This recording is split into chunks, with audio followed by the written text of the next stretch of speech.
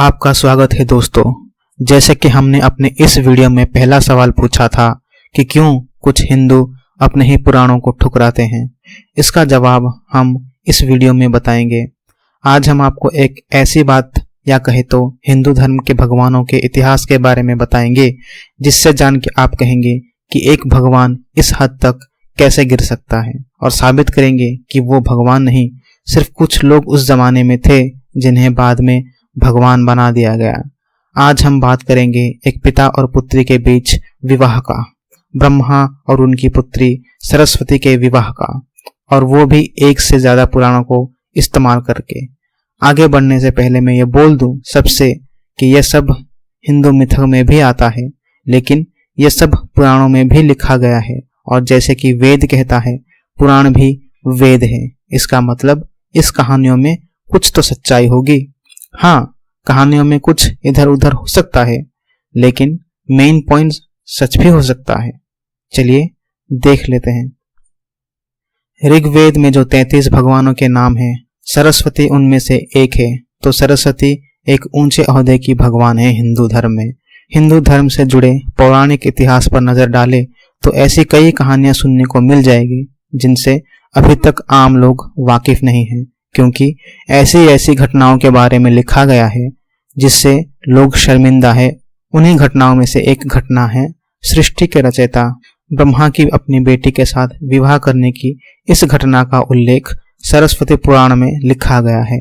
सरस्वती पुराण के अनुसार सृष्टि की रचना करते समय ब्रह्मा ने सीधे अपने वीर्य से सरस्वती को जन्म दिया था। इसीलिए ये कहा जाता है कि सरस्वती की कोई मां नहीं थी, केवल पिता ब्रह्मा थे। सरस्वती बहुत ही खूबसूरत और आकर्षक भी थी। खुद ब्रह्मा भी सरस्वती के आकर्षण से खुद को बचा नहीं सके और उन्हें अपनी पत्नी बनाने का विचार कर लिया। अपने पिता के इस मनोभावना को भांपकर उनसे बचने के लिए चारों दिशाओं में छुपने का प्रयत्न किया, लेकिन उनका यह प्रयत्न बेकार साबित हुआ। इसलिए विवश होकर उन्हें अपने पिता के साथ विवाह करना पड़ा। ब्रह्मा और सरस्वती करीब 100 वर्षों तक एक जंगल में पति पत्नी की तरह संभोग करते रहे। इन दोनों का एक पुत्र भी हुआ जिसका नाम रखा गया था स्वयंभू मनु। लेकिन मत्स्य पुराण के अनुसार ब्रह्मा के 5 सिर थे। कहा जाता है कि जब ब्रह्मा ने सृष्टि की रचना की तो वो इस समस्त ब्रह्मांड में अकेले थे। ऐसे में उन्होंने अपने मुख से सरस्वती, संध्या और ब्राह्मी को उत्पन्न किया। ब्रह्मा अपनी ही बनाई रचना सरस्वती से बहुत ही आकर्षित होने लगे और लगातार उन पर अपनी दृष्टि डाले रखे थे। ब्रह्मा की दृष्टि से बचने के लिए सरस्वती चारों दिशाओं में छिपती रही, लेकिन सरस्वती उनसे ना बच पाई। इसीलिए सरस्वती आकाश में जाके छिप गई, लेकिन अपने 5वें सिर से ब्रह्मा ने उन्हें आकाश में भी खोज निकाला और उनसे अपने सृष्टि की रचना में सहयोग करने के लिए निवेदन किया। सरस्वती से विवाह करने के पश्चात सर्वप्रथम मनु का जन्म हुआ। ब्रह्मा और सरस्वती के ये संतान मनु को पृथ्वी पर जन्म लेने वाला पहला मानव कहा गया।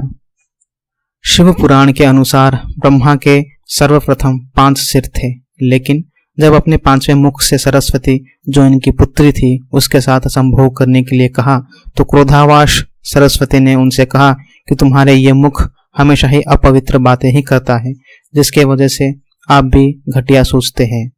इसी घटना के बाद एक बार शिवा अपने पत्नी पार्वती को ढूंढने के लिए ब्रह्मा के पास पहुंचे तो 5वें सिर को छोड़कर उनके अन्य सभी मुख ने उनका अभिवादन किया, जबकि 5वें सिर ने अमंगल आवाजें निकालनी शुरू कर दी।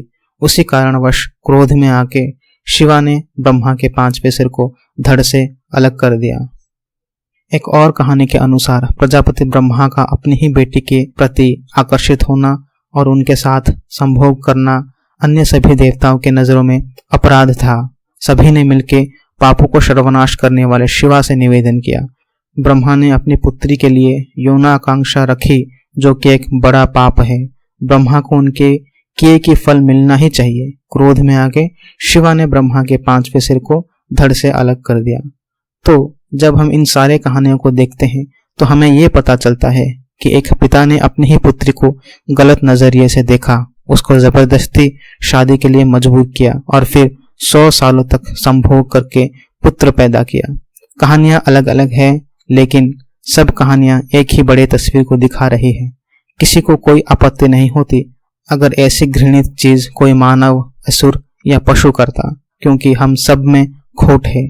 लेकिन जब एक भगवान ऐसे निंदनीय और घृणित हरकत करता है, जो हम ही नहीं बल्कि उनके साथ रहने वाले दूसरे भगवान, देवी देवताओं के नजरों में भी घृणित और पाप है, तो कोई भी चेतना वाला मनुष्य ऐसे भगवान और उसके धर्म को क्यों अपनाएगा?